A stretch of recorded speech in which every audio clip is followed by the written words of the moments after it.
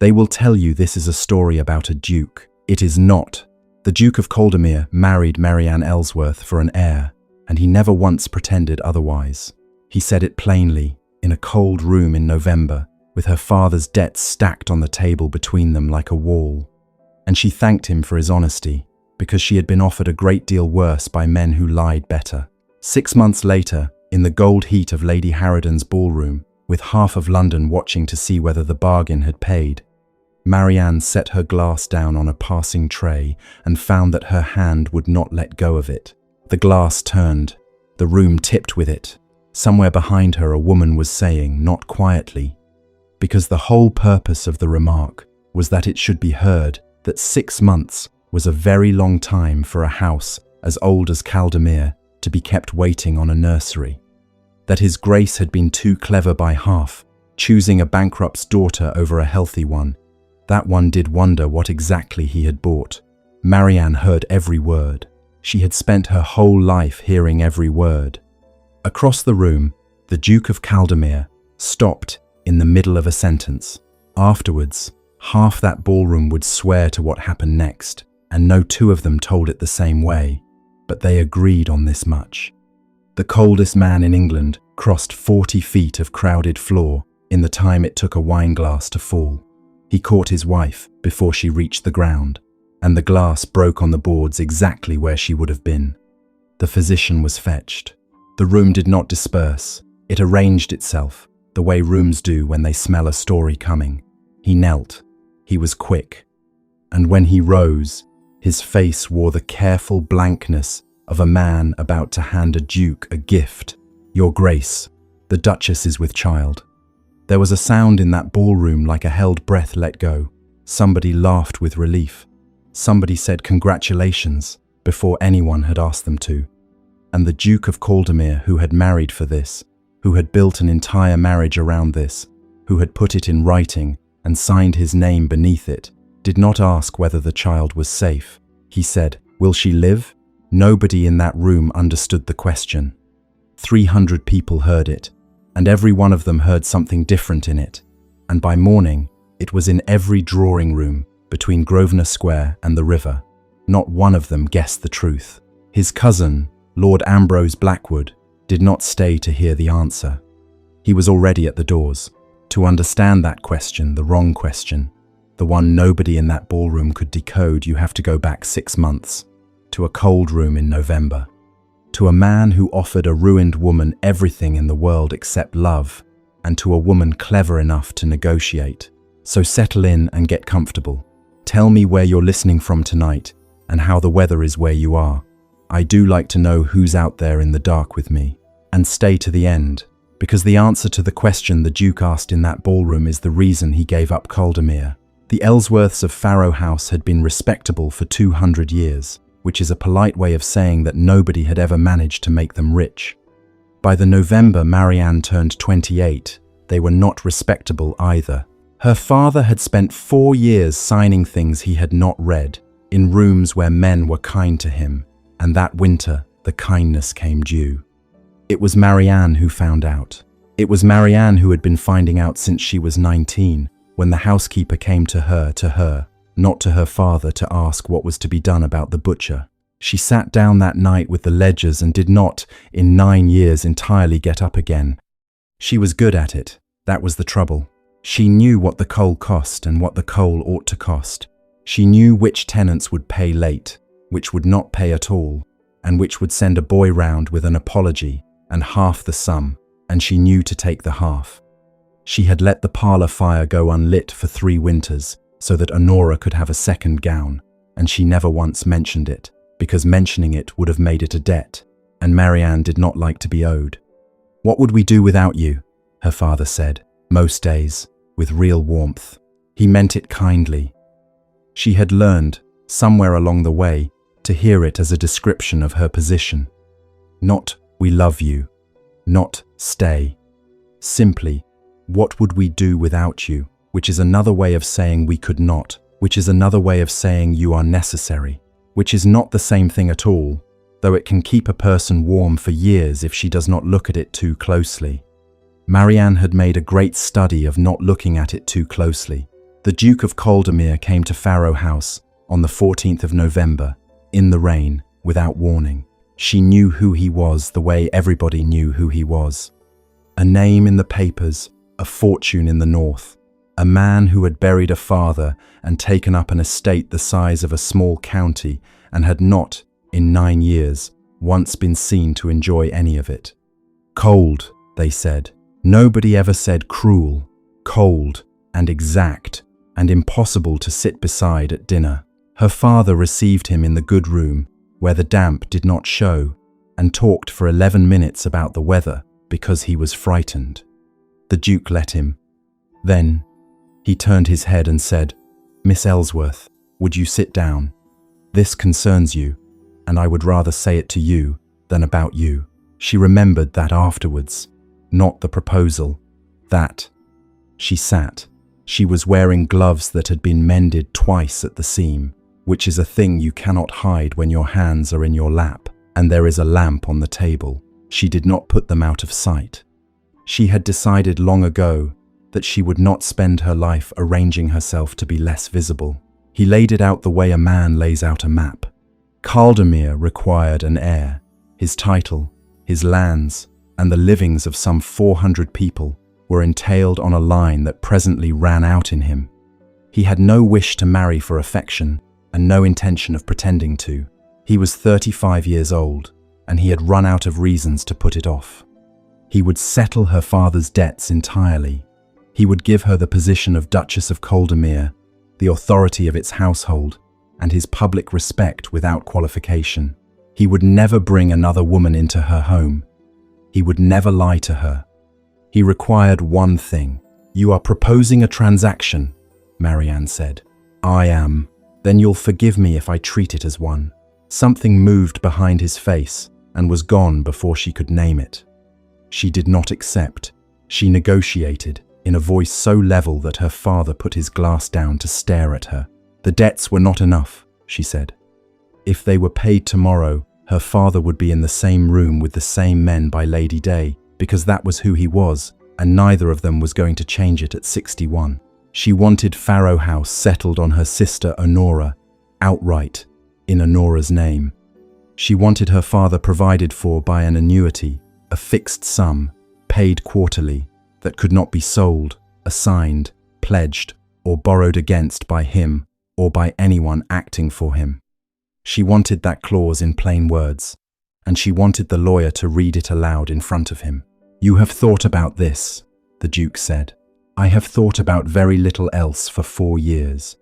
She wanted a season for Honora, not a grand one, a proper one, with a chaperone of Marianne's choosing, because Marianne had opinions about chaperones, and she wanted it guaranteed whether or not the marriage produced anything at all. "Whether or not," she repeated, "there is a child." "Agreed," said the Duke. "All of it. You might have argued. You were right about the annuity. I dislike arguing with people who are right. It wastes the evening." He drew his gloves through his hand. "And for yourself? I beg your pardon? You have secured your father, your sister, and a house. You have not asked me for one thing for yourself." Marianne looked at him with complete composure and gave the answer that would take her 6 months and a great deal of pain to understand. "I'll be a duchess.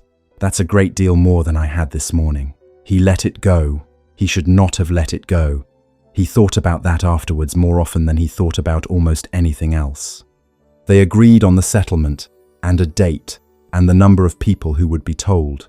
And then, because she had one question left and no intention of carrying it into a marriage unasked, Marianne said, "And what else do you require from a wife?" He might have said, "Your company, your patience, your good opinion, your presence at my table for the next 40 years. The Duke of Caldermere said, "Nothing." The rain went on against the window. "Thank you," said Marianne, "for your honesty." And she meant it, and she rose, and she went out into the passage and stood there a while in the cold with her hand flat against the wall. He did not despise her. That was the thing she turned over that night and could not put down. He had been courteous and exact and better than fair. He simply did not want anything from her that she could not do. She had been useful all her life.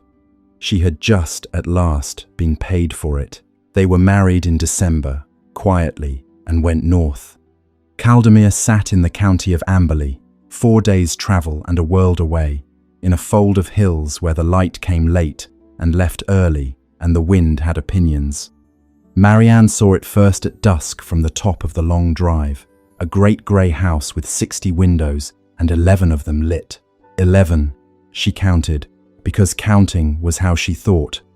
"It is larger than it needs to be," the Duke said beside her. It was the first thing he had volunteered in 2 days. "Most things are," said Marianne. Inside, the house was warm where people used it and cold everywhere else, which is the particular chill of a great house lived in by one man.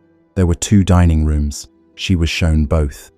The small one, where His Grace took his meals, and the long one, which had not been opened since the old Duke's time, in which 140 candles waited in the dark for somebody to have a reason.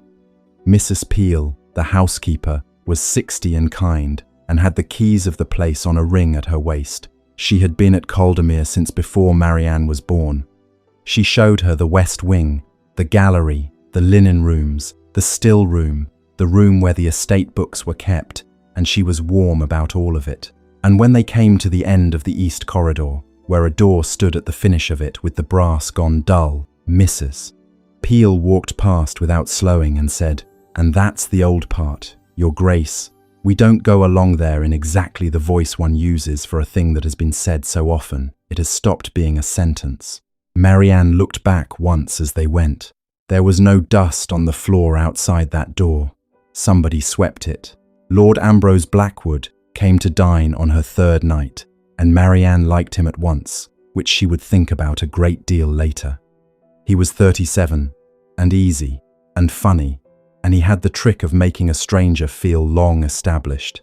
He knew the name of every tenant on the estate, and something true about most of them.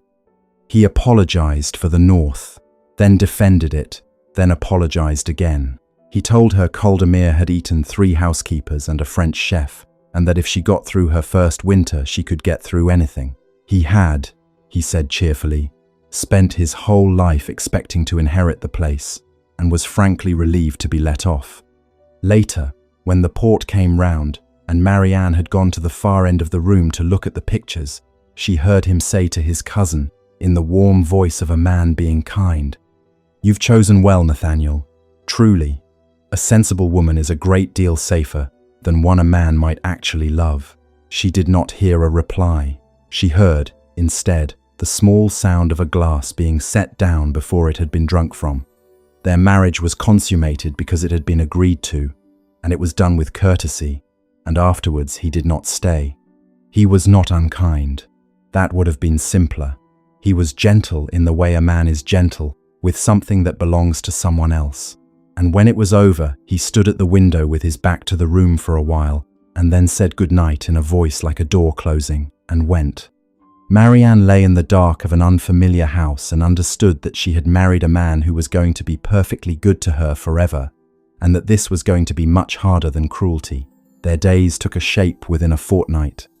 They breakfasted separately. He rode out at 8. She had the household from 9. They dined at 7 in the small dining room, at a table that seated 14, from opposite ends of it, so that a civil remark had to be made twice, once at conversational volume and then again, louder, for the room. After the 3rd night they stopped making civil remarks. He never touched her in passing, not once. A husband of 6 weeks will put a hand on his wife's back going through a door, or take her elbow on a stair, without either of them noticing. He did not. He held doors and stood back. There was always 18 inches of air. He wore gloves indoors more often than he needed to, and still, this was the thing she could not fit anywhere. He was not absent. He answered every question she put to him fully and at once. He never made her ask twice. When she was wrong, he told her she was wrong, which she found she preferred to being managed. He was, in every measurable respect, an excellent husband. He simply lived behind 18 inches of air, and she could not find the door. It was in the 3rd week that she stopped believing in his coldness. Mrs. Peel came in at breakfast, with a small piece of good news that Sarah Bligh down at Lowfold had had her baby in the night, a boy, and both of them well, and she was pleased, and said so, in the way of a woman who had known the family 30 years. "Send the usual," said the Duke, and turned a page. That was all. It was the correct response, given in the correct tone, and Mrs. Peel went out satisfied.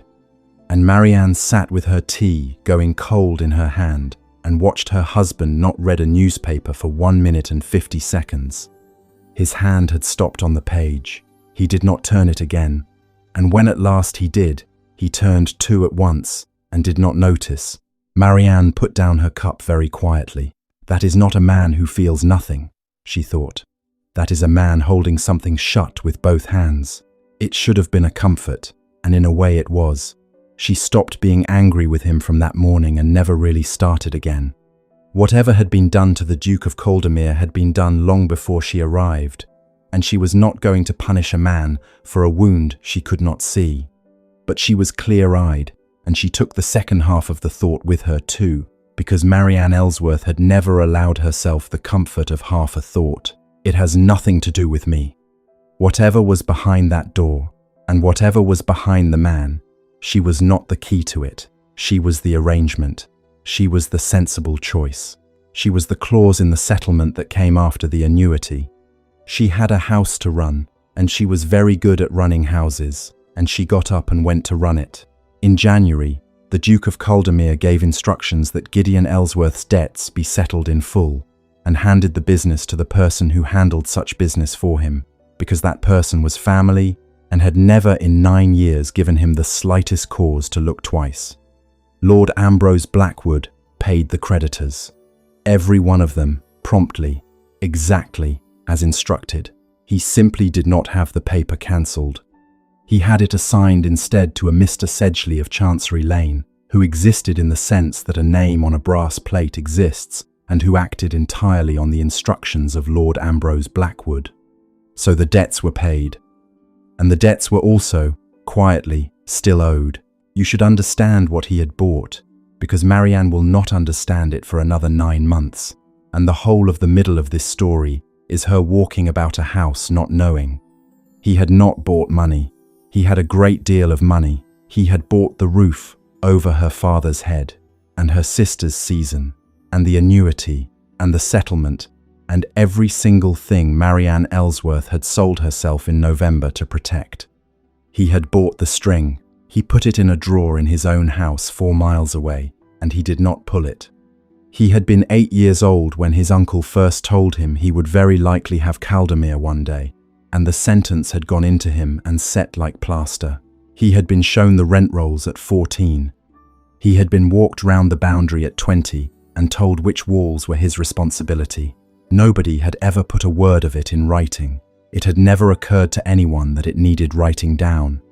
And then his cousin, at 35, with no warning and no discussion, had gone south in November and come back married. Lord Ambrose Blackwood shut the drawer and went to dinner at his cousin's house, and was extremely good company. Caldermere had been managed for 9 years by a man who could do arithmetic and could not do anything else. Marianne found it out slowly, the way you find out a house, by the drafts. The tenants were attended to on paper and not in person. The roofs at Lowfold had been surveyed twice and mended never. There was a schoolroom in the village with a good stove and no coal in it, because the coal had been allocated in a column nobody had followed to the end. 41 people on that estate were owed something small, a repair, a decision, a yes or a no, and had been waiting between 4 months and 6 years. Every one of them had stopped asking, because the answer had been his. Grace is not to be troubled for so long that it had hardened into weather. She started with the names. By February, she knew all of them, not the heads of households, all of them, the children too, and which of the Hollis boys was which, and that old missus. Tunnicliffe at the top cottage was deaf on the left, and would nod at anything said into her right ear, so you had to go round. She got the coal into the schoolroom in 9 days. She went through the estate books herself in the evenings, because the evenings were long. She rebuilt the relief fund, so that a family whose roof came off in November did not have to wait for a quarterly meeting in March. She found Caldermere paying £11 a year for candles it did not burn, stopped it, and bought a second stove. And the Duke of Caldermere watched his wife take his estate apart and put it back together better, and said nothing, and began, without any intention of doing it, and without admitting for a moment that it was happening, to notice her. He noticed how she took her tea. Nobody had told him. He simply knew by the second week of February, and the cup came the way she liked it, and neither of them mentioned it. She said once, in passing, that she had never read The Antiquary, and supposed she never would. 4 days later, it was on the library table, uncut, with the paper knife laid across it like a coincidence. He looked at the sky one morning in a way she did not understand, and when she came out at 11 to walk to Lowfold, the carriage was standing in the yard, and the man on the box said His Grace had thought it might come on to rain. It came on to rain at 20 past. He noticed when she did not eat. She found this out at a dinner in March, when she had been up since 5 with a sick chimney and had pushed everything round her plate for 20 minutes, and from the far end of the table, in a voice with absolutely nothing in it, her husband said, "Marianne, eat something," and went back to his soup. It was the first time he had used her name without her title in front of a servant. And in the last week of February, without a word, her gloves were replaced. She had ruined the mended pair, getting a lamb out of a drain. She put them in the basket to be dealt with, and next morning there were new ones in her room. Good ones, lined, the right size, a colour she would have chosen. No note, no mention, then or ever. Marianne stood with them in her hands for rather a long time. "He does not want anything from me. He said so. He put it in writing. So why does he know how I take my tea?" The tenants' dinner was held in March, because Michaelmas had been missed for 9 years, and Marianne saw no reason to wait another 6 months to be forgiven for it. She had the long dining room opened. 140 candles came out of the dark and were lit at last, and 41 people who had been waiting between 4 months and 6 years sat down at the Duke of Caldermere's table.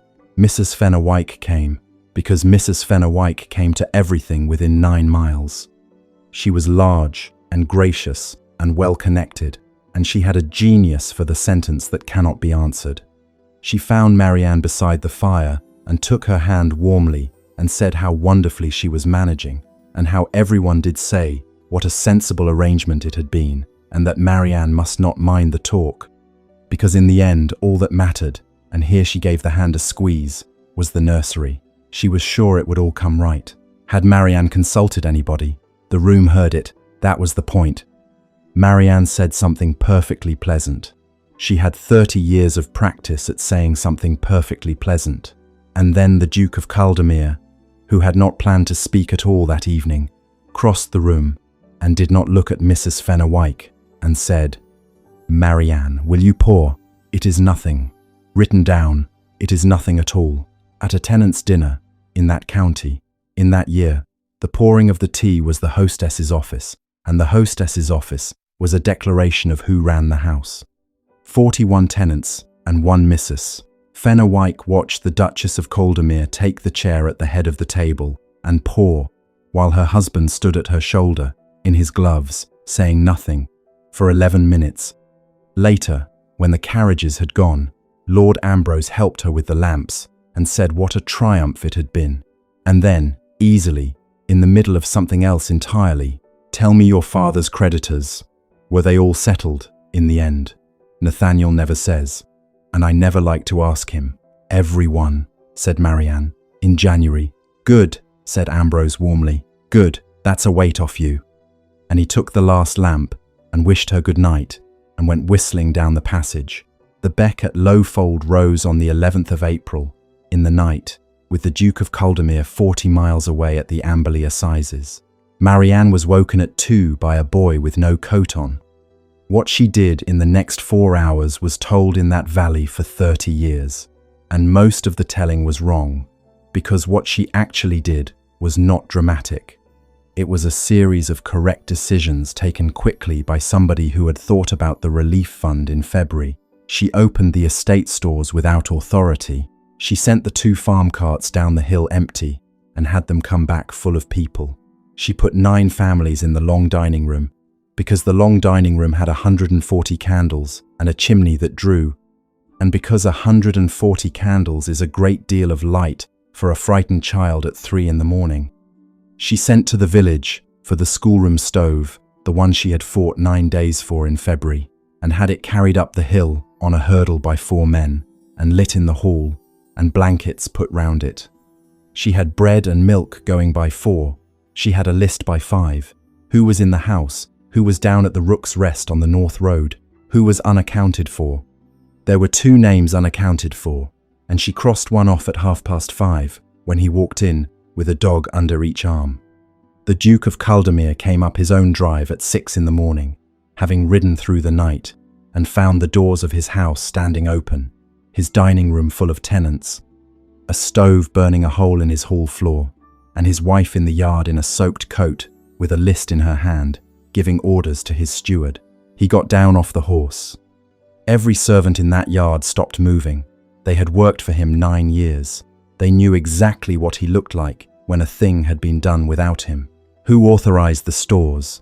I did. On what authority? On none at all, said Marianne. There wasn't time to invent one. There was a silence in that yard. You could have stood a spoon in.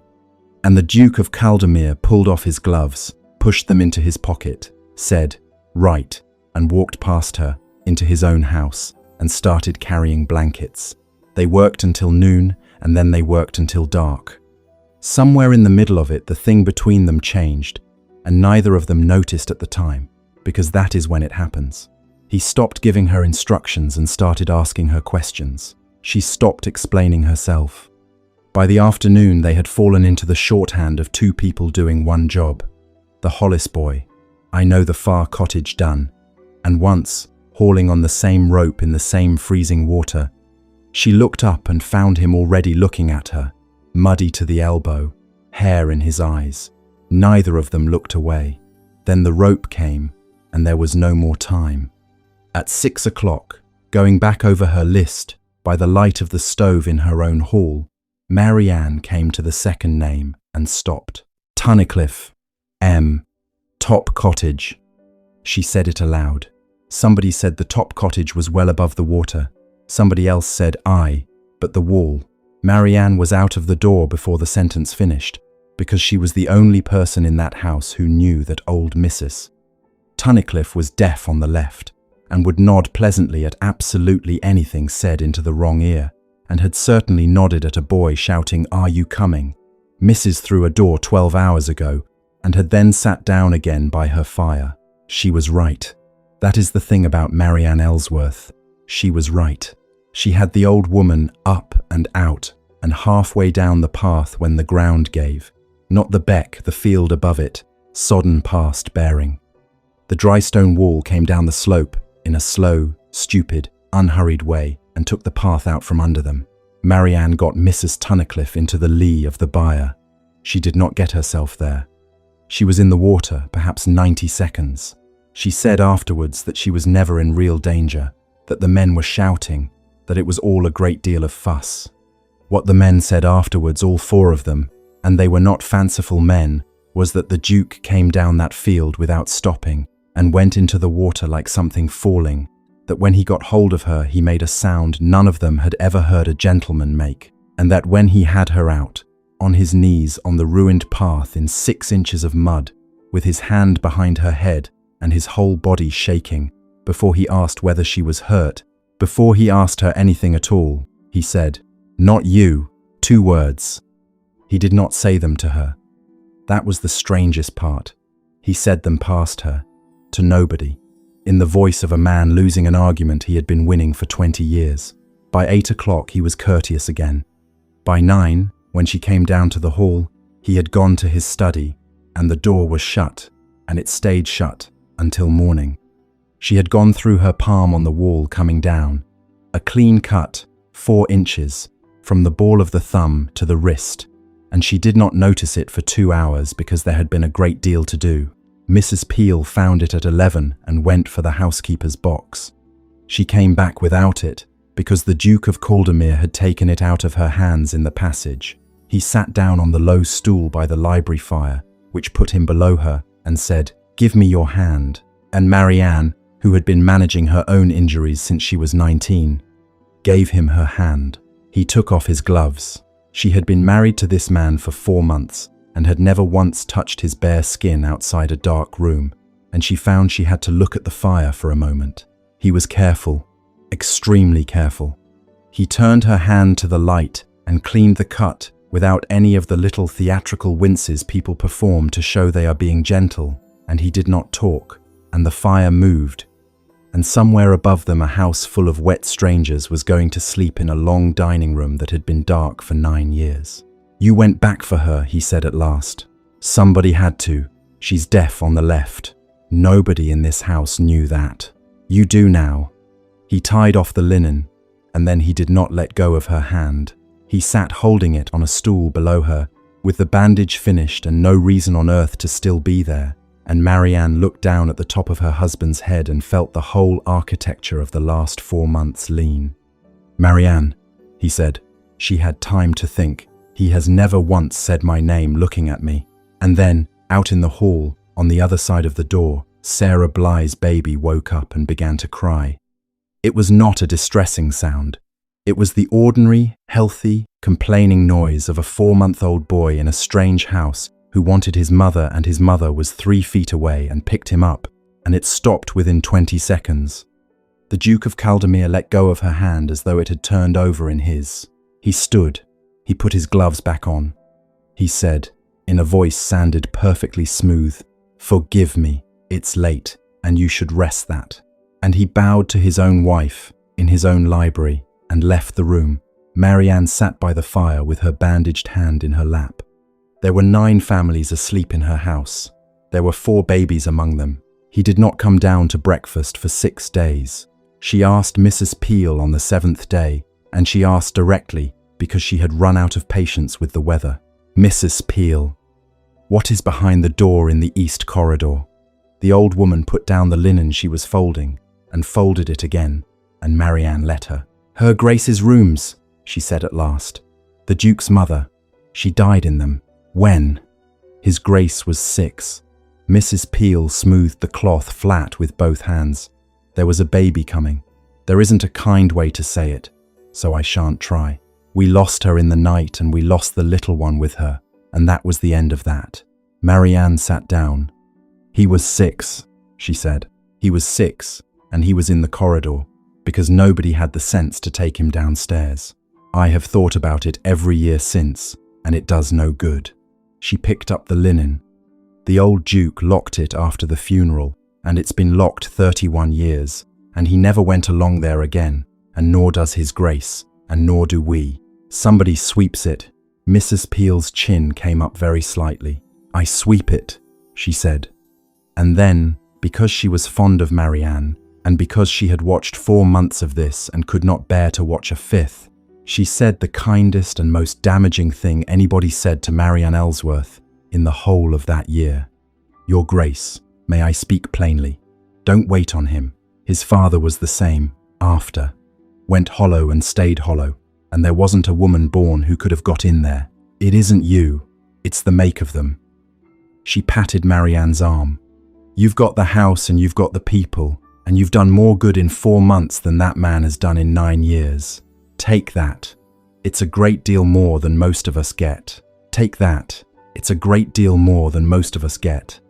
Marianne thanked her, and meant it, and went upstairs, and went along the east corridor, and put her hand on the brass. The key was on the housekeeper's ring, and the housekeeper had gone down to the still room, and Marianne Ellsworth had been running households since she was 19, and knew exactly where every key in every house she had ever lived in was kept.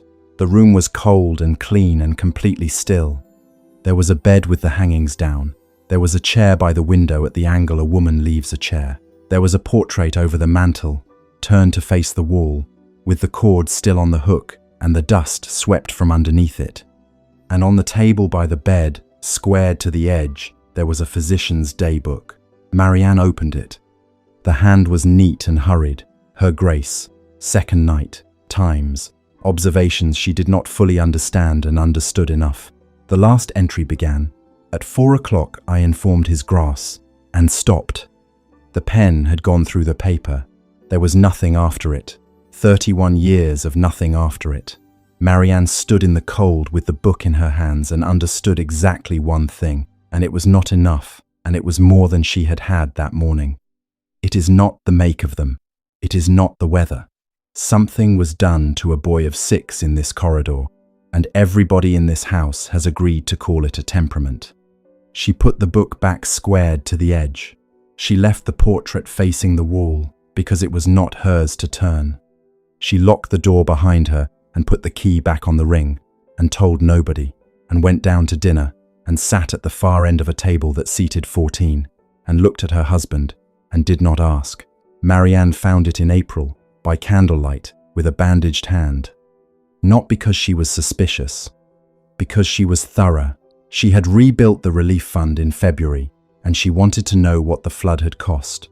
And the flood had cost £412, and the fund said 690, and the difference had gone out in 3 payments to a name she did not know. She sat back. She did it again in the morning with the older books, going back 4 years, and the shape came up out of the columns. She took it to Ambrose, because Ambrose was the person one took things to. He was marvelous about it. He looked at every page. He frowned in the right places.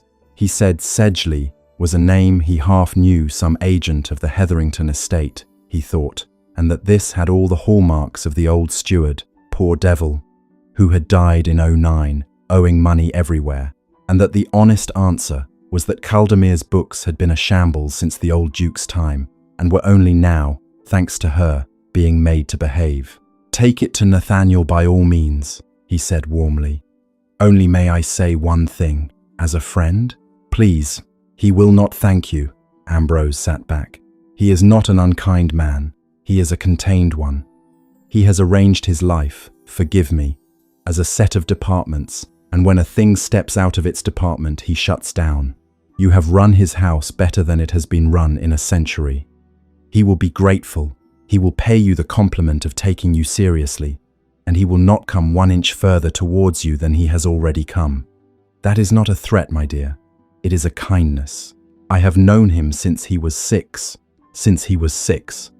Once you give him an heir," said Ambrose gently, "he will have everything he required, and he is a man of his word, so he will keep every promise he made you, to the letter, for 40 years.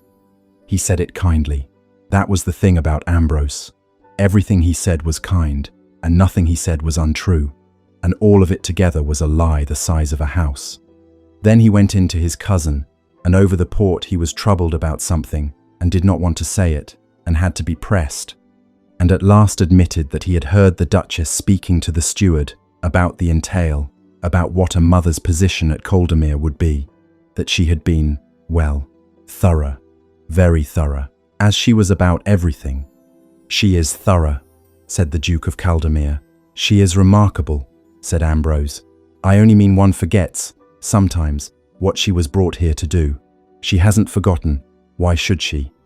He found her asleep over the ledgers in the estate room at 1 in the morning, in April, with her cheek on 4 years of accounts and the candle burnt to a stub. He stood in the doorway a while. Then he took off his coat and put it over her, and she woke. Of course she woke. Nobody has ever successfully put a coat over a sleeping woman, and for a moment, neither of them was armored, because it was 1 in the morning, and there is nobody to perform for at 1 in the morning. "You should be in bed," he said. "So should you. I don't sleep much." "No," said Marianne. "I know." The candle moved. She sat up with his coat round her shoulders, and it smelled of horse and cold air and him, and she thought, quite clearly, "I am going to ask him now, and I may not have the courage again. Nathaniel." He went very still. She had used his name perhaps 4 times in 5 months. "Why me?" "I beg your pardon. You could have married anyone in England. There were girls of 19 with £40,000 who would have been delivered to your door by Thursday. And you got into a carriage in November and drove 4 days to a wet house in Berkshire to offer a settlement to a 28-year-old woman with a bankrupt father and mended gloves. She kept her voice. Level, you are the most exact man I have ever met. You do not do things by accident. Why me? And here is what the Duke of Caldermere nearly said. He nearly said, 3 winters ago, at a house in Bath I did not want to be in, I watched a woman I did not know put herself between an old servant and a room full of people who outranked them both, and settle it in 9 words and go back to her seat, and she never once looked round to see who had noticed. I have been looked at my whole life. I have never in my life been in a room with somebody who did not check. I asked your name. I have known it for 3 years. He nearly said it. She saw him nearly say it, saw the whole thing come up behind his face and stand there. Because to say it would be to admit she had mattered before the settlement, and if she had mattered before the settlement, then the settlement was not the reason. And if the settlement was not the reason, he had no defences at all, and he had spent 29 years building them. You were suitable, said the Duke of Caldermere. Marianne sat quite still for a moment. Then she said, yes, of course, and gave him back his coat, folded, and thanked him for it, and took her candle, and went up. He stood in the estate room by himself for a long time afterwards with his hand over his mouth. If you have ever been called suitable, sensible, capable, reliable, a great help by somebody you would have crossed an ocean for, then you already know what Marianne carried up those stairs. Tell me about it in the comments. I read them, and I promise you are not the only one. Stay with me. It turns. She took him the books anyway. She thought about Ambrose's kindness for 2 days and then put it aside because Marianne Ellsworth had never been able to know a true thing and sit on it. She went into the estate room on the last Friday in April with 4 years of accounts under her arm and said, Nathaniel, somebody has been stealing from you and I can prove it, and you are not going to like where it goes. He did not laugh at her. He did not send for the steward to check her. He did not say, are you quite sure? He said, show me, cleared the table with his forearm. And they were there until 3 in the morning. He was fast, faster than her on the law of it, slower on the arithmetic, and by midnight he had stopped asking her to explain and started thinking out loud in front of her, which is a thing a man like that does for perhaps 4 people in his life. By 2 he had gone very quiet. By 3 he had the 3 Sedgley payments in front of him in a row and his hands flat on the table on either side of them, and he was looking at the wall. You knew, said Marianne, before tonight. You knew something. No. A muscle moved in his jaw. I trusted the wrong man for 9 years and called it family. That's a different thing, and it's worse. He straightened. Halloway comes north tomorrow. Nobody else hears this. Not Peel, not the steward, not anyone. Do you understand what I am asking you to do? To say nothing to a man I like, and dine with him, and be pleasant. Yes. Then yes, said Marianne, and began putting the books straight, because it was 3 in the morning and there was nothing else useful to be done. And the Duke of Caldermere said, what do you want? She looked up. For this, you have just found something in my house that 4 men were paid to find and did not. Name it. It is not a small thing, and I would rather not be in your debt. And Marianne, because she was tired, and because it was 3 in the morning, and because it was the only answer she had ever had, said, nothing. It's my house too. You said so in the settlement. Something went across his face that she had never seen there before. It was not gratitude, and it was not surprise. It looked, absurdly, like grief. No, he said. I beg your pardon. No, not this time. He came round the table. Sit down, Marianne. I am going to say several things badly, and I would like to get to the end of them. She sat down. You have run this house better in 5 months than it has been run in 100 years, he said. You know the name of every soul on this land. You put a stove in a schoolroom that 4 stewards left cold. You opened a room in this house that has been dark since my father's time and filled it with tenants at 3 in the morning. You went back up a hill for a deaf woman nobody in my employ had troubled to learn was deaf. Tonight, you have very likely saved this estate. And I want you to understand that not one moment of any of it is the reason." Marianne did not move. 3 winters ago I was in Bath, at a house I did not wish to be in, waiting for a man who was late. There was a woman in the next room who was not important, and an old servant who had done something clumsy, and a great deal of laughter about it. And a woman I had never seen got up and stood in front of him, and settled the whole thing in 9 words, and sent him out with his dignity in one piece, and sat back down. He stopped. "And she did not look round," he said. "That is what I have never been able to put down. Everybody looks round. I have been looked at since I was 6 years old. Every room I enter arranges itself around me, and I have never once been in a room with a person who did not check to see who was watching. You did not check. You did not know I was there. You have never known I was there. I asked what your name was before I left the house. I have known it for 3 years. The candle moved on the table between them. You asked me why you," said the Duke of Caldermere, "and I told you that you were suitable, and that is the single most cowardly thing I have ever said to another human being, and I have been standing in that room ever since. You were not suitable. You were the only one." Marianne discovered that she could not see very well. "So no, not nothing, not from you, not anymore." He was not quite steady. "And I'll tell you the rest of it, because you should have it. If you never lifted another ledger, if you never saved this estate a penny, if you never gave this house one more thing as long as you live, I would still want you at that table in the morning. That is not payment for services. There is nothing to pay for. It is simply the case, and it has been the case for some time, and I have been extremely careful not to say so." "Why?" said Marianne. "That," he said, "I cannot tell you yet." And she let him have it. That was the extraordinary thing, and she thought about it a great deal afterwards, that she looked at a man who had just said the only words she had wanted since she was 19, and who was plainly terrified, and she did not press him. "Then don't," she said. "Not tonight." The next evening they dined at 7 in the small dining room, at the table that seated 14, and Marianne came in and walked past her own chair at the far end and sat down at the place on his right. Neither of them said one word about it. The Duke of Caldermere passed his wife the salt and asked her opinion of the roof at Low Fold, and they talked until the candles were low. If anyone had come in, they would have seen 2 people at the near end of a very long table, close enough that neither of them had to raise their voice.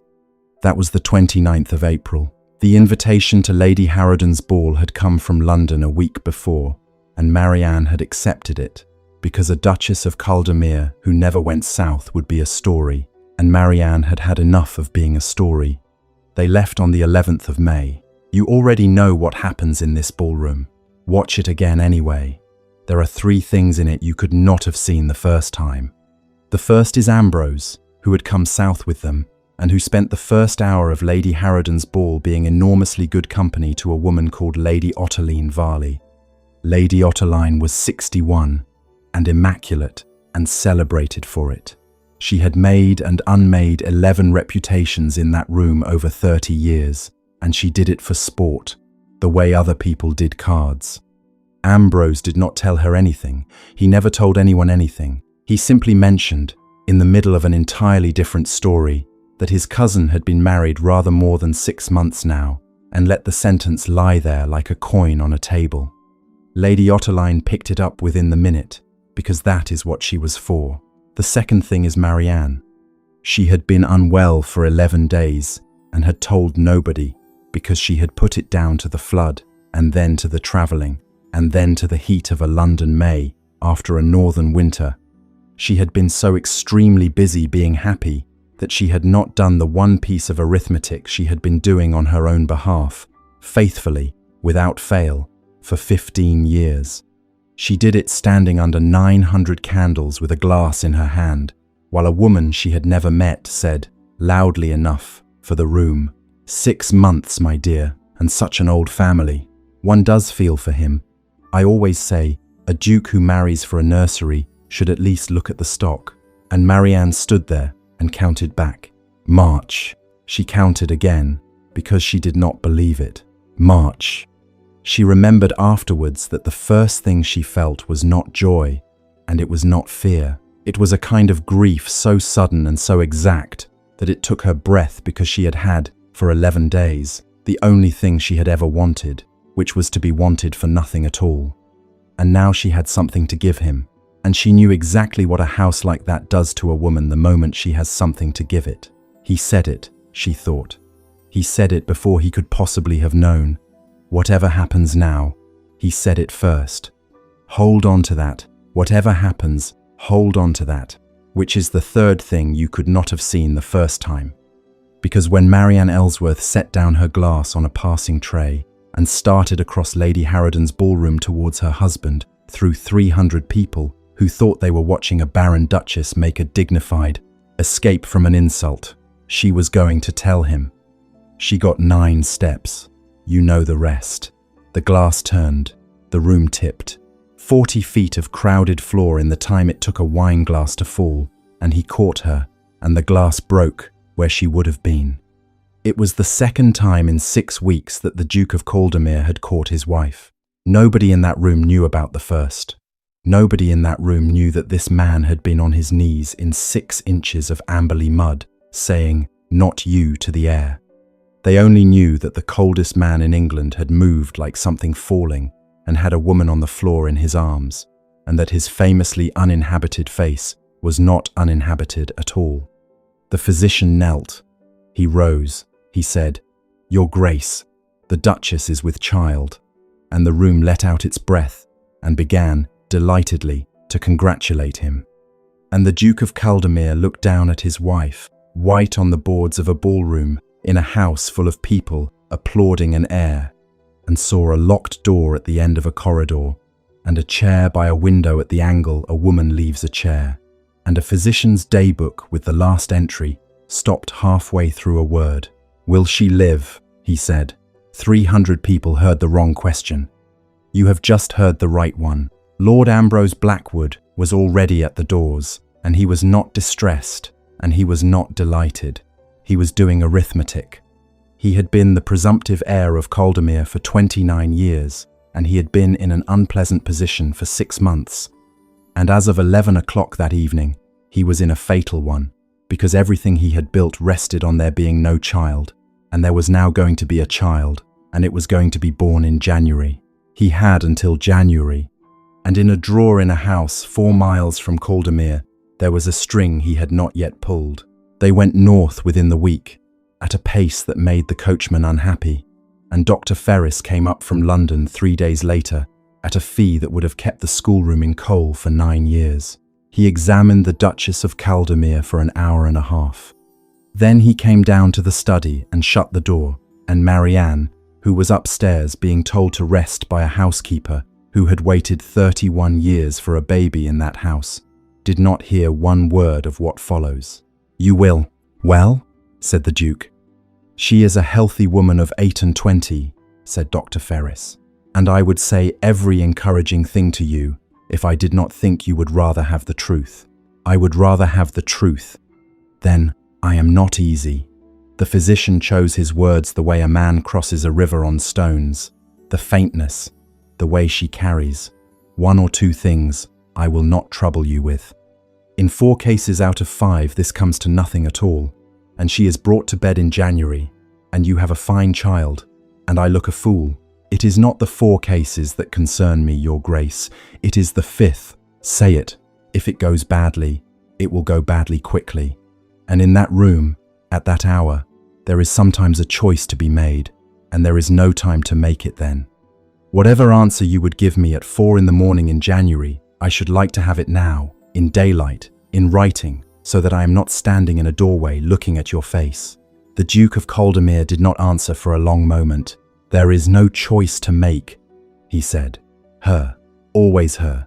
If it comes to it, you will not even ask me. Do you understand? You will not come out of that room to ask me. You will save my wife. Your Grace, the succession." "Halloway is in the house," said the Duke. "You will have it in writing before you dine." And he sent for his solicitor, and he signed it, and it went into the strong box in the estate room. And he did not tell his wife, because he could not say the words if it goes badly out loud to her face, and because he was 35 years old and 6 years old at the same time, standing in a corridor listening to a door, what Marianne saw was this. She saw a husband who, from the day the physician came, ceased entirely to be the man who had passed her the salt at the near end of the table. He cancelled the London house. He cancelled the autumn engagements. He stopped her riding, then stopped her walking to the village, then after a bad morning in June stopped her going down to Lowfold at all. He had a second physician up from York and did not tell her why. He asked Mrs. Peel twice a day what the Duchess had eaten. He moved his own room to the one next to hers and slept badly in it. And he stopped touching her. Entirely. Not a hand on her back through a door, not her fingers, nothing. He would come as far as the arm of her chair and stop there, as though there were a line drawn on the carpet. "He has what he needed," said a voice in Marianne, "in the dark, in July. That is all this is." And she fought it, because she was not a fool, and because she had heard him in the estate room in April and had promised herself she would hold on to it whatever happened. She held on through May. She held on through June. By the end of July, she was holding on the way you hold a rope in cold water. It broke on a Tuesday, over nothing, as these things do, over a shawl. He came into the morning room and put it round her shoulders without a word, the way one covers a piece of furniture, and turned to go, and Marianne heard herself say, "Do you know you have not looked at me since London?" He stopped in the doorway. "That is not true. You look at the fire and ask if I am warm. You look at my plate. You look at the stairs, Nathaniel, as though they had insulted you." She stood up. "You have not looked at me since a physician came out of my bedroom, and I have been telling myself a story about why for 11 weeks, and I am too tired to keep telling it, so tell me a better one. What is behind that door?" And the Duke of Caldermere stood with his hand on the frame and told her. He told her that his mother had died in that room when he was 6, with a baby that did not live in the second night of it, that he had been in the corridor, that nobody had thought to move him, and he had heard all of it, and that the sound he remembered was not hers. It was the sound his father made afterwards, in the doorway, which was no sound at all. He told her that his father had been the most cheerful man in Amberley, and had loved his wife with an entire lack of dignity that the county found amusing, and that on the morning after the funeral he had gone into the library and had not, in any way that mattered, come out of it for 11 years, that the man went on being a duke, courteous, exact, punctual, hollow, until he died of nothing in particular at 52. "And when I was 9, he said, he took me along that corridor, once, and stood me in front of that door, and told me he had made one mistake in his life, and that it was not marrying her. It was letting himself need her." His voice was completely level. "Never give anybody that power over you, Nathaniel." He said it kindly. He thought he was saving me a great deal of trouble. He was still holding the door frame. "He was right about one thing," said the Duke of Caldermere. "It does give them the power. She never lifted a finger against him. She simply died on a Tuesday, and he was gone for 11 years, and I have spent 29 of them making absolutely certain that could never be done to me." Marianne crossed the room. "Nathaniel, I am not going to die." And he looked at her at last, really looked, for the first time in 11 weeks, and she saw with horror that he did not believe her. "No," he said, "of course not."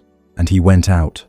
Dr. Ferris came up again in September, and Mr. Halloway came with him, because Mr. Halloway had by then spent 4 months quietly assembling a case against a man he dined with. Marianne was working in the estate room most days that autumn. It was the one thing her husband had not taken away from her. He had stopped her riding and walking and travelling and lifting, and had left her the books, and she thought, bitterly, on her worst afternoons, that of course he had left her the books, because the books were useful. She came down the passage on the 14th of September with a box of papers on her hip, and the study door was not quite shut. She heard 4 sentences. She stopped, because everybody stops. "Then I must have it clearly, Your Grace, since we are altering the other provisions, Halloway, and if it comes to a choice, the instruction stands." "You are certain?" "It has stood since June," said her husband, "and it will stand in January, and I do not intend to discuss it again." Marianne walked on down the passage very carefully, the way one walks with a box. She got as far as the estate room and set it down and stood with both hands on the table. Provisions, instructions, since June, since the week Ferris came, since the day her husband stopped touching her. She opened the box, because the box was work, and work was the last honest thing she had, and she began to sort the Sedgley papers into the order Halloway wanted them. She found it 11 pages down. It was a clerk's fair copy, folded once, under a seal she knew as well as her own hand. It was headed Private Instruction Caldermere, dated the 9th of June, and the first 3 lines were exactly what a private instruction from her husband to his solicitor would sound like. Then it said this, that the safety of the child was paramount and was to be preferred before all other considerations. That in the event of a live birth, arrangements concerning the Duchess might be settled thereafter at His Grace's discretion without her concurrence. That a separate establishment should be prepared at the Dower House at Wexbridge against that eventuality. That the child should in no circumstances be removed from Caldermere. Marianne read it 4 times. She was aware, distantly, that a person in her position was supposed to feel shock, and she waited politely for it, and it did not come. She was not shocked at all. She was recognized. This was simply the shape of the thing she had known since she was 19. You are wanted for what you can do. When the doing is finished, so are you. Everything else is manners.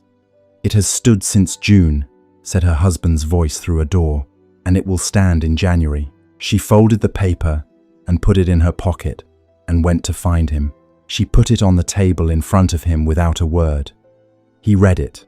She watched the blood go out of his face, and then she watched something else, something she had not expected, which was rage. Where did you get this? In the Sedgley box. This is not my instruction. He was on his feet. This is my instruction with 2 clauses turned round. Marianne, look at me. Somebody has taken a fair copy of a paper I signed in June and reversed it and put it where you would find it. Whoever did this knew exactly what it would do to you, which means they know you better than I have any comfort in thinking about, and I can tell you the name in one guess. Then tell me what it says. He stopped. Nathaniel, said Marianne, and she was terribly, dangerously calm. You say this is your paper with the clauses turned round. Very well. I believe you. I have never once known you to lie, and I do not think you are lying now, so tell me what the true one says. And here is the moment. Here is the whole marriage, standing on the head of a pin. All he had to say was, Ferris does not think you will come through it. I have instructed that if there is a choice in that room, they are to take you and let the child go. And I have not been able to touch you since June because every time I do, I have to think about January, and I would rather cut off my own hand than say that sentence out loud to you. 9 seconds. That is all it would have taken. And the Duke of Caldermere, who had been 6 years old in a corridor, opened his mouth to say a thing that began if it goes badly and could not. He could not make the sound. It is a private arrangement, he said, and it has nothing to do with you. Marianne laughed. It was not a good laugh. Nothing to do with me. That is not what I... Do you know what you have done since June? She was not shouting. She never shouted. It was somehow worse. You have taken the horses. You have taken the village. You have taken the stairs. You have taken my walking, my travelling, my visiting, and the whole county has been told the Duchess is resting. You have moved into the room next door so you can listen to me breathe. You have not touched me in 11 weeks, and when I ask you one plain question about a paper with my own future in it, you tell me it is private. I am trying to keep you safe. You are trying to keep yourself safe, said Marianne, and you have decided to do it by managing me because managing things is the one thing you have never been frightened of. Marianne, that is not protection. I have been protected before. My father protected me from the state of his affairs for 4 years, and I found out from the housekeeper. Protection you are not permitted to see the terms of is not protection. It is a very well-appointed cage. I have lived in one my whole life, and I know the smell of it. And the Duke of Caldermere, who had spent 9 months being the most careful man in England, lost his temper for the first time in 29 years. "And you?" he said. "You have never asked me for one thing in your life, not one. In November, you sat in your father's house and got Farrow House for your sister, and an unassignable annuity for a man who did not deserve it, and a chaperone you approved of. And when I asked what you wanted for yourself, you told me you would be a duchess, and that was more than you had that morning. You have not asked me for a single thing since, not a gown, not a horse, not an hour of my time. You found 6 years of theft in my accounts, and I offered you anything in my power, and you said nothing. That is not the same. It is exactly the same." He was white. "You made yourself indispensable to this house in 5 months, so that you would never have to find out whether you were wanted in it. You built the cage, Marianne. I only paid for the ironwork." The clock went on in the hall. "Yes," said Marianne quietly. "I know," and that took the fight out of him faster than anything else could have, because she had never in her life defended herself against a true thing. He came round the table. "Ask me now," he said. "Ask me for something. Anything. I will give you anything on this earth. Tell me why you chose me. I told you why I chose you. In April. Every word of it was true." "You told me what you noticed," said Marianne. "You have never told me why you married it." And the Duke of Caldermere told her the last of it, standing in his own estate room in September, and it was the worst thing she ever heard.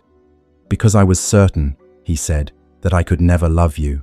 The room did not move. "You were 28. You were sensible and poor and formidable and entirely unlike anything my father ever looked at.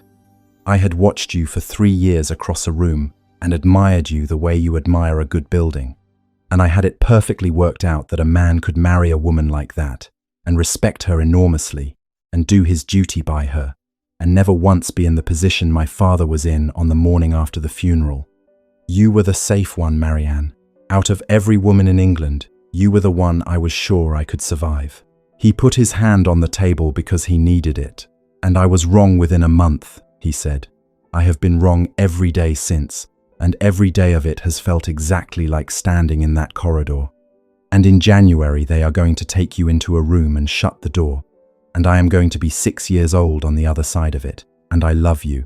I love you so much that I cannot breathe properly in this house, and it has not helped either of us at all." Marianne stood with her hand on the back of a chair. She believed him.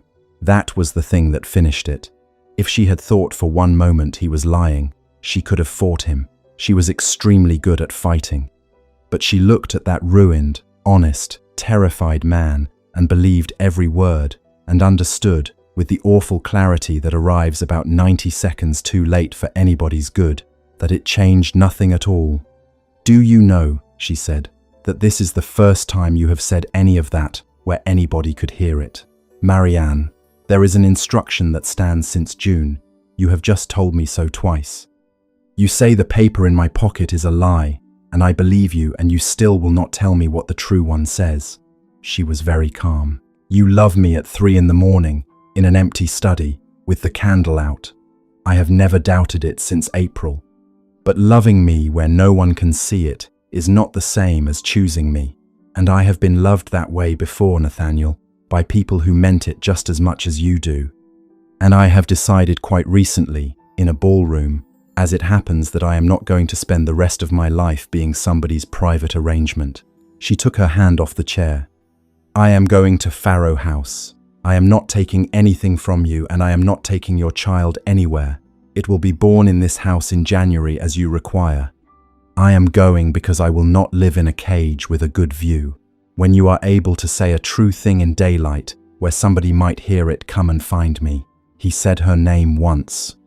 She went out and up, and she was gone by 6 the next morning, and she did not look back at the house because she had a great deal of practice at not looking round to see who had noticed. Farrow House in September was damp and glad to see her and needed her within 4 hours. Her father wept and then asked, with real anxiety, whether she had brought anything for the roof. Honora, 19, and about to have the season Marianne had bought with her own life, held her a long time and then said, carefully, that of course Marianne would go back, wouldn't she? Because of the money. Everybody in that house needed her by the second day. Nobody in it asked her how she was. Well, thought Marianne, sitting up in the cold parlour with her hand on the shelf of her own belly. Here we are again. It was never Caldermere. It has always been every room I have ever walked into. And she stayed anyway. That is the part worth having. She stayed herself. She did not go back for the money. She did not go back because her sister was frightened. She sat in a damp house that needed her and refused to be needed into a cage. And it was the hardest thing she ever did, and nobody clapped. On the 9th day, a man came to the door about a debt. He was perfectly polite.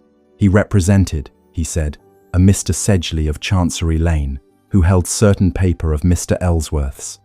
There had been indulgence, of course, given the family's connection, but the position could not continue indefinitely, and he was sure her Grace would wish to. "Say that name again," said Marianne. He said it again. Her father, wretched, explained that the debts had never in fact gone away, that they had been moved, that he had been told in January it was only a formality, and that he was not to trouble his daughter, who had done enough. Marianne sat down on the stairs of the house she had sold herself to save. And in the cold, and the damp, and the ruin of everything, the Duchess of Caldermere began, very quietly, to laugh. Because she had spent 5 months proving that a man was stealing from Caldermere and had never once been able to prove why, and here it was, standing in her father's hall with a hat in its hands. He had not stolen money. Money was incidental. He had bought the only thing that could ever have made her go back, and he had been holding it since January, and he had been waiting for the week she left to use it. She did not weep and she did not write to her husband. She sent for paper and wrote to Mr. Halloway, and then she sat down at her father's kitchen table with everything she had carried out of Caldermere in her head, 4 years of relief fund columns she could recite from memory, and began to build it in order, the way she built everything.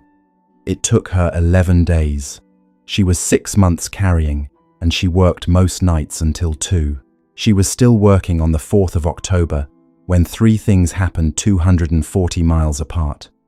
Mr. Halloway received her second letter, and read it twice, and sent for a clerk in Chancery Lane. Lord Ambrose Blackwood, who had heard nothing from Farrow House, and had begun to be frightened, petitioned the trustees of the Caldermere entail for a family council on the grounds that his Grace's judgment had become unsound. And the Duke of Caldermere sent for his solicitor and executed a deed settling Farrow House upon Honora Ellsworth absolutely, and an annuity upon Gideon Ellsworth for life, irrevocable, free of any claim, and expressly good whether or not the marriage continued and whether or not any child of it lived. He told nobody. He did not write to her about it. He had it done, and witnessed, and put away, and then sat in the estate room until the candle went out. He had worked out, somewhere around the 4th night, the only thing he had left to give her, that whatever she chose next, she must be able to choose it for no reason at all. They convened on the 11th of October in the long dining room, because it was the only room at Caldermere that would hold them. 4 trustees, Mr. Halloway, Dr. Ferris, the steward, the bishop's chancellor, 3 magistrates of the county, Mr. Fenner Wyke, and because she had come north for precisely this and would not have missed it for a barony Lady Ottoline Varley, 140 candles. The room Marianne had opened for the tenants in March. Ambrose was very good. He was grave and reluctant, and he never once overstated. He built it the way a man builds a wall. The accounts in disarray for years, the sudden marriage, the Duchess given the run of the books, the flood, the extraordinary conduct in the ballroom, the wife now removed to Berkshire at 6 months carrying. He was sorry. He was extremely sorry. He had loved his cousin since they were boys. And then he laid his hand on the table and said he would not have brought any of it. None of it had he not learned that the Duke of Caldermere had in June given a private written instruction to his solicitor that in the event of difficulty in January, the child of the marriage, the heir of a house 400 years old, was to be given up. The room made a sound. "That is a grave thing to say, my lord," said the senior trustee. "It is. I say it because it is true. Mr. Halloway has the paper in this room, and I invite him to produce it." And Mr. Halloway, who had been waiting 11 days for exactly this, said, "I have it, my lord. I will read it. And I should like the room to note that its existence is not in dispute, and never has been." He read it out. "In the event that a choice must be made between the life of the Duchess and the life of the child, the Duchess is in all circumstances to be preferred. No inquiry is to be made of me at the time. I shall not be asked. Signed, Caldermere, the 9th of June. Nobody said anything for a moment. Nobody, except a woman standing in the doorway at the far end of the long dining room, who had come 240 miles in 3 days with a box of papers under her arm, and who had arrived in time to hear 31 words she had spent 4 weeks believing, said the opposite. Marianne did not make a sound. She put her hand flat on the doorframe and stood there. "The Duchess is in all circumstances to be preferred." He signed that in June. In June, the week he stopped touching me. He has been carrying that since June, and he could not say it to my face, and I have spent 4 weeks believing he had a house prepared for me at Wexbridge. Lady Ottoline Varley put down her glass, and afterwards she told this story for 11 years, and always told it the same way. He did it in June, my dears. In June. She did not know. Nobody knew. He signed it in daylight and put it in a box and told no one, and then he let an entire ballroom think he was a monster who had asked the wrong question. Ambrose had gone the colour of the tablecloth. He had never seen the true document. He had known only that there was one, from a clerk, at a distance enough to make a fair copy and turn 2 clauses round for a woman's benefit, not enough to know what he was walking into. He had built a wall out of a shape in the fog, and the shape had turned out to be the exact opposite of the thing he needed. That is not he is choosing a woman over the succession of this house. That is my point. That is precisely my point. "Yes," said Marianne from the doorway. "It is." She came down the length of that room past 41 empty chairs and put her box on the table, and she did not sit down, and she said, before anything else, that she had not come for a reconciliation, and nobody was to imagine that she had. Then she did it the way she did everything, in order, without adjectives, slowly enough for people to keep up. The relief fund, the Sedgley payments, 4 years of them, the assignment of her father's debts in January paid by Caldermere, discharged never, moved instead. The instructions to Sedgley in a hand that a Chancery Lane clerk had identified on the 9th of October. And last, laid flat on the table, beside the paper Halloway had just read aloud, a fair copy of the same instruction, under the same seal, with the same date, and 2 clauses turned round. "My lord," she said to Ambrose, without heat, "you handled the payment of my father's debts personally, at your cousin's request, in January." "I did, as a kindness. And you did not discharge them. That is a clerical." "You have been holding them 9 months, said Marianne, "and you sent a man to my father's door on the 4th of October, 5 days after I left this house, to say so, because you needed me to have somewhere to be pushed. You wanted me bought. You wanted me to go back to my husband as a purchase, so that when it all came apart, every soul in this county would say, 'Of course, the bankrupt's daughter, she was always going to be paid for.' The room was entirely silent. And Lord Ambrose Blackwood, who had spent 29 years being the best-liked man in Amberley, and 11 months being frightened, and 5 days being certain he was finished, heard himself say, out loud, in front of 13 witnesses, "I was raised in this house to inherit it." He could not stop. "I was measured for it. I was walked round the boundary at 20 and told which walls were mine. I have sat at that table for 37 years, being told to make myself useful, and at 35 he goes south without a word to anybody and comes back with her, and I am a guest, in the house I was promised." He was shaking. "Nobody ever put it in writing. Do you understand? Nobody ever thought it needed writing down." "No," said the Duke of Caldermere. It was the first thing he had said in half an hour. Nobody did. That was my family's fault, and mine, and I am sorry for it. It is not a defense for what you did to my wife. It went to the magistrates that afternoon, and to the courts in the spring. Lord Ambrose Blackwood left Amberley in a hired chaise before the month was out, and the paper against Gideon Ellsworth was found, and burnt in that same room by Mr. Halloway with 4 trustees watching. But before any of that, the Duke of Caldermere stood up at his own table. "While this room is sitting," he said, "and while every one of you can hear me, I will say the rest of it, because my wife told me in September that loving her where no one can see it is not the same as choosing her, and she was right, and I have had 4 weeks to find out how right she was. You have all been very concerned about the heir of Caldermere, so let me be exact, in daylight, in front of witnesses, so that nobody has to guess at my meaning ever again. Dr. Ferris tells me January carries a risk. If it comes to a choice in that room, I have instructed and I instruct again now, before all of you, that they are to save my wife. Not the child, my wife.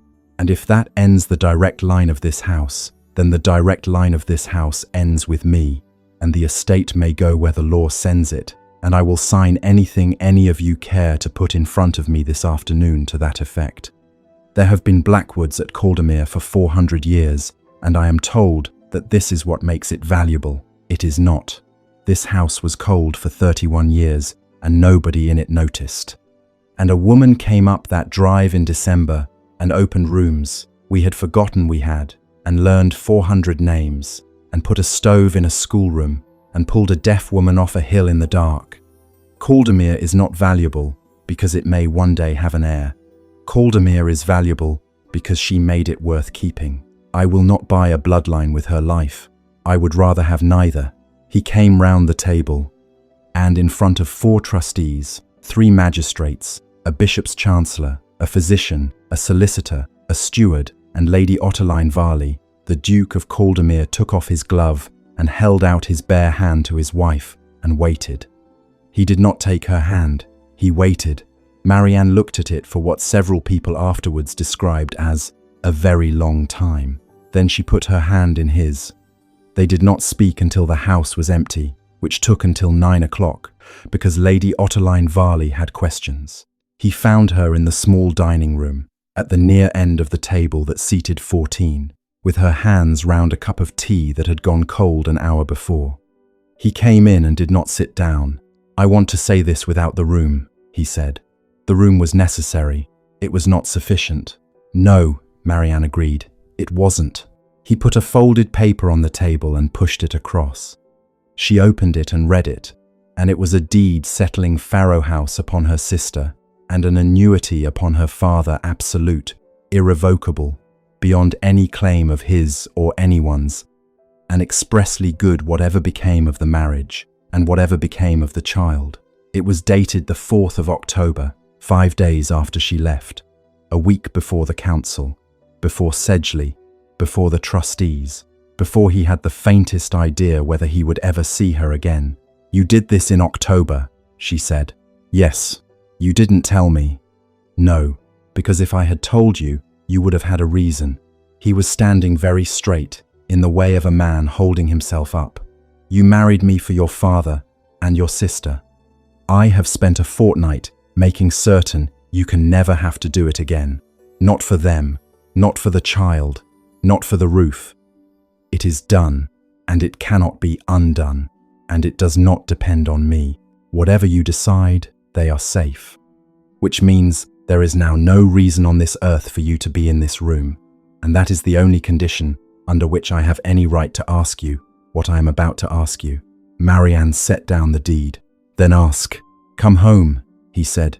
"Not for Caldermere, not for the child. The child is provided for and will be, whatever happens between us.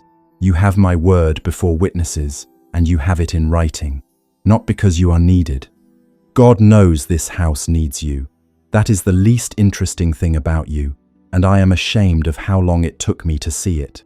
Come home because I would like to have breakfast with you. That is all. That is the whole of my case. I would like breakfast and your arguments and your appalling habit of leaving books face down on the arms of chairs. And I would like to sit at the near end of that table for the next 40 years being told I am wrong about the roof at Low Fold." He stopped. Then he said, "You asked me a question in November, in your father's house, and I gave you the worst answer of my life. Do you remember it?" "I have thought about it every day since," said Marianne. "You asked what else I required from a wife. You said nothing." "I was right," said the Duke of Caldermere. She looked up. "I require nothing of you, Marianne. Nothing at all. Not an heir, not a house, not a ledger, not one useful thing between now and the end of my life. There is nothing to earn here, and there never was. I simply hadn't the courage to say so." He came round the table at last. "I don't require anything," he said. "I only want you." It came on the 19th of January, in the night, in the West Wing, in a room that had never in its life been used for anything. That had been Marianne's doing. In November, she had gone through the whole house with Mrs. Peel, brisk as a quartermaster, and chosen a room with a good chimney and a south window and no history whatsoever, and said this one, and nobody had argued with her. It was long. It was very long. Dr. Ferris came out twice, and both times said the same maddening physicians, nothing, and the Duke of Caldermere did not stand in the corridor. That is the whole of it. That is the entire measure of the man by the end of this story, and if you take nothing else from tonight, take this. He was not brave about it. He was grey to the lips. His hands shook so badly at 4 in the morning that Mrs. Peel took the cup away from him. He was 6 years old for 11 straight hours, and everybody in that room could see it. He stayed anyway. He sat where she could reach him, and she reached him. And at 6:20, on a black January morning, the room filled with the extremely bad temper of a new person who did not care for any of it, a son. And Dr. Ferris, who had waited 14 hours to say the good sentence, said, "Your Grace, she's well. She is tired, and she is torn, and she is perfectly well, and you may tell me I fussed." "You fussed," said the Duke of Caldermere, and put his forehead down on the edge of the bed and stayed there. He did not look at the child. Mrs. Peel offered she had waited 31 years to carry a Blackwood across that landing, and he did not even hear her. He was holding his wife's hand in both of his, and counting, in the oldest and most useless arithmetic in the world, the rise and fall of her breathing. It was Marianne who said, after some minutes, in a voice like a rusted hinge, "Nathaniel, you may look at your son now." And only then did the heir of Caldermere get handed to anybody. He was handed to both of them at once, and the Duke of Caldermere looked at his mother's grandson and said, in complete astonishment, "He's furious." "So would you be," said his wife. They called him Thomas, after nobody at all. The first Blackwood in 400 years named after no one. Caldermere the following September. The estate books balance, which they had not done since 1809. The roofs at Low Fold went on in June. There are 31 children in a schoolroom with 2 stoves, and a master paid quarterly, and the master is paid on time. Because the Duchess of Caldermere does the accounts on the last Friday of the month, and God help anybody who is late. Honora Ellsworth had her season and did not take. She had, she reports, an absolutely wonderful time not taking, and is coming north for the winter to be a nuisance. Gideon Ellsworth is at Farrow House, in a house that belongs to his daughter and on an annuity he cannot touch, and is perfectly content, and still says, "What would we do without you?" and his daughter, these days, only laughs at him. The door at the end of the east corridor is open. Mrs. Peel unlocked it in the spring. She would not let anybody else do it. She took the ring off her waist and went along there by herself and put the key in, and then came back and said, "Your Grace, it wants airing," in exactly the voice she used for the linen rooms, and went away to have a very long cry in the still room where nobody could see her. They went in together. Marianne turned the portrait round at last, because by then it was hers to turn, and a woman with the Duke of Caldermere's exact eyebrows came back onto that wall after 31 years and has been there ever since. The chair by the window is used now. Thomas has his afternoon sleep in that room because it gets the best light in the house, and his father, who took 9 weeks to be able to walk down that corridor without stopping at the turn, goes and stands over him most days and stays longer than he means to. The long dining room is used twice a year, and the 140 candles are going faster than the household accounts approve of. And in the top drawer of Marianne's writing desk, folded in tissue, there is a pair of ladies' gloves, mended twice at the seam and ruined past all repair in a drain in Berkshire. He found them in the spring and asked her, quite genuinely, why on earth she kept them. She only smiled and put them back in the drawer, and he never did find out, and that is her business, and none of ours. He still counts her breathing at night. She woke once in June and felt his hand flat between her shoulder blades and heard him lose count and start again, and she lay quite still and let him finish.